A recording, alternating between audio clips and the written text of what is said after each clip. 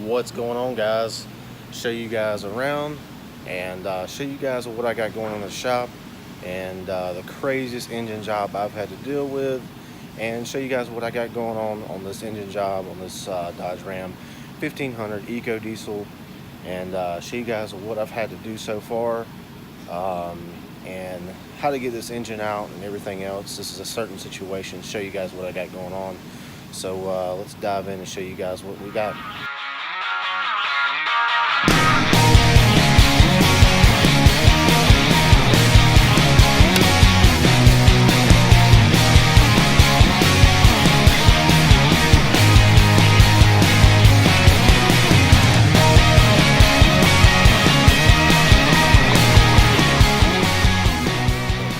Pretty much this is what we got going on.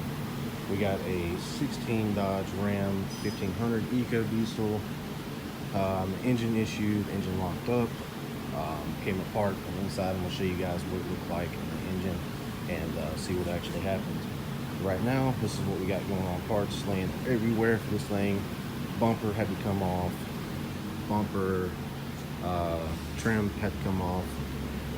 The fender liners had to come out. The front lid had to come off. Wheels and tires had to come off. As you can see, everything's over here laying on the bed. We've got turbo cooler, we've got radiator and condenser, we've got core support, we've got more fender liner, grill, more miscellaneous parts in the back, just kind of laid in here. The rack and pinion had to come out. The rear drive shaft had to come out. Transfer case had to come out. Axle, exhaust had to come out. Axle shafts, front differential. We got, as you can see,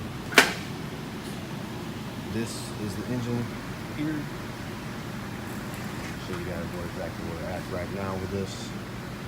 So pretty much, as you can see, the whole front end of this truck is completely tore apart here, and the booster is supposed to come out. The booster has to come out due to the engine and clearance. This is a 3-liter turbo diesel V6. There's no room to drop it out to the bottom because of the engine mount brackets. So because of the special situation, the engine actually locked up and piston rods are damaged, and I'm going to show you guys what exactly the pan looks like here in a second.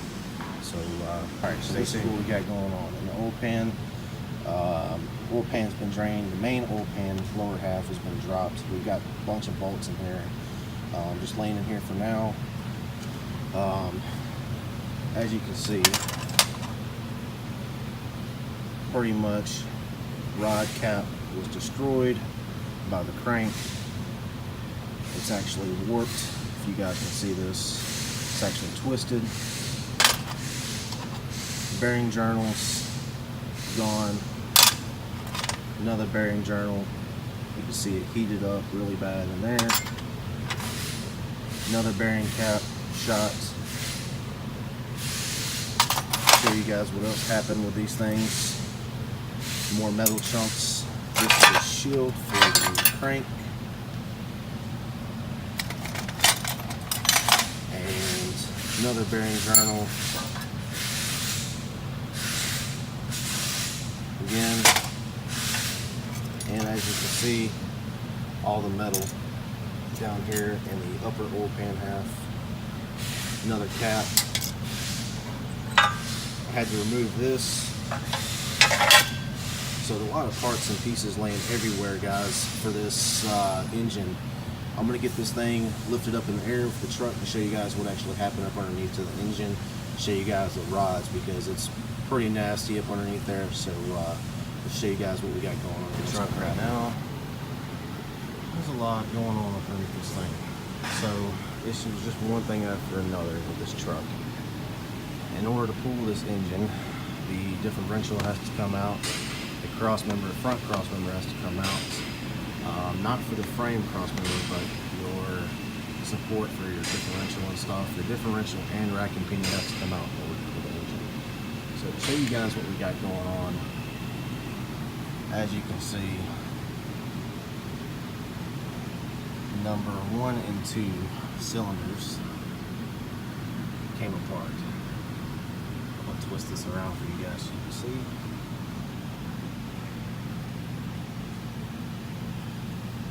If you can see, cylinder number 1 in there is scored and seized. If you follow the piston rod all the way over, it is actually twisted over the top of the crank. If you follow cylinder 2, which is right here,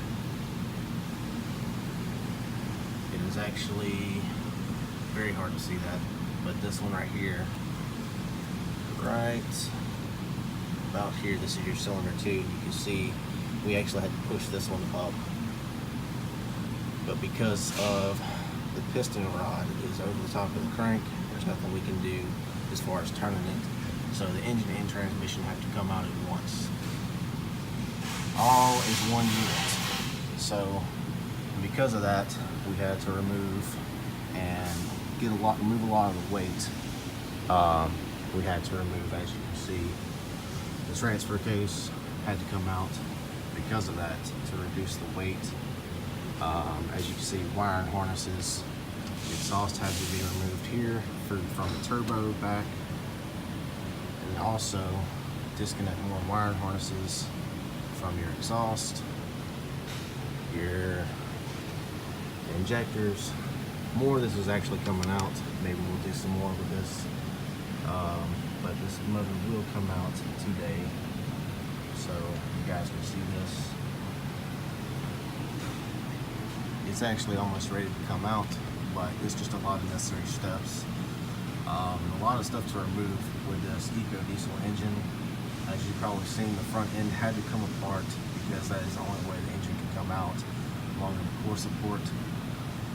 Also, you can see here on this side of the crank where one of the bearing caps for the rod actually ate into the crank.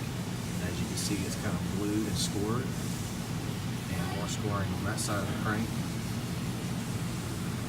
Just a lot going on with this thing, guys. A lot going on. This has been a several day project trying to get this thing done. So a lot going on. But right over there is a brand new crated engine. There's the top of the crate. This is our engine. And you guys, let's go show this thing out. Crated engine. This is gonna go into this big turd right here. So as you can see, but because of our situation, the crank cannot be turned and the torque converter cannot be removed. The torque converter is probably going to be replaced as well. So we got a full-on crated engine with engine harness, fuel lines, and everything else.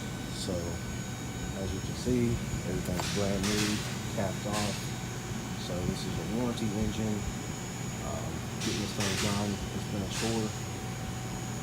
We'll try to follow along and try to see how far we get with this thing, and maybe bring you guys along for the ride. Alright guys, so we got the engine and transmission out of this thing.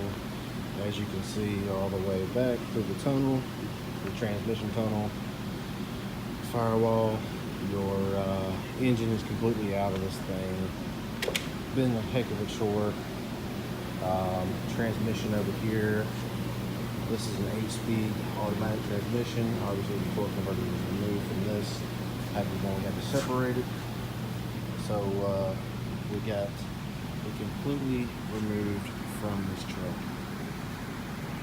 As you can see, again, like I was telling you before, the booster is completely removed. Engine is completely out, and we'll be ready to go back into this thing.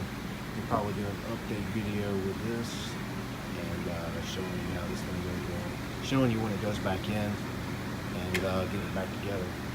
So let's go take a look at the engine and a better look at it and see what's going on. Guys, so as you can see here, it might be a little hard to see, but this is the engine just sitting here on a pallet. We had to turn it upside down. The torque converter we did end up getting it off, had to fight, had to take the bed plate loose a good bit to be able to rotate the crank. just a little bit. It gave us just enough to where we were able to get the bolts out. We already had 2 of the bolts out at the lower part that were sitting up here, because the upper pan half was removed, so we were able to get these 2 out here. Obviously some more stuff is still attached that may start to be switched over on the sides and stuff, but for the most part we got a full crated engine, wiring harness and everything ready to go back on the new engine.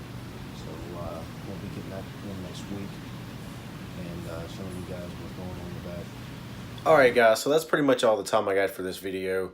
Just kind of want to give you guys a quick rundown of what everything I've got going on in the shop, and just kind of want to show you guys that complicated engine removal, and just kind of show you what I had going on a little bit, and just kind of show you a little bit of what the deal was with it. Yeah, the engine was kind of like a catastrophic failure, severe conditions, just just out of the normal conditions. Something I haven't really dealt with as far as an eco diesel or a diesel engine. I'm not a diesel tech, but in this case, I had to deal with this engine job just because of the failures and everything else. So anyways guys, that's all the time I got for this one. I appreciate you guys watching. Make sure you guys subscribe to my channel. If you guys like this video, hit the thumbs up, comment, like, subscribe, share, whatever you guys want to do. Make sure you guys hit that notification bell so you guys can stay up to date when I put out the fresh videos for you guys. And maybe you guys, if you like this video, maybe you want to catch up to date and stay up to date on the shop videos and things and the tool reviews and everything else. So appreciate everybody watching again, guys. Till next time, guys, keep on wrenching.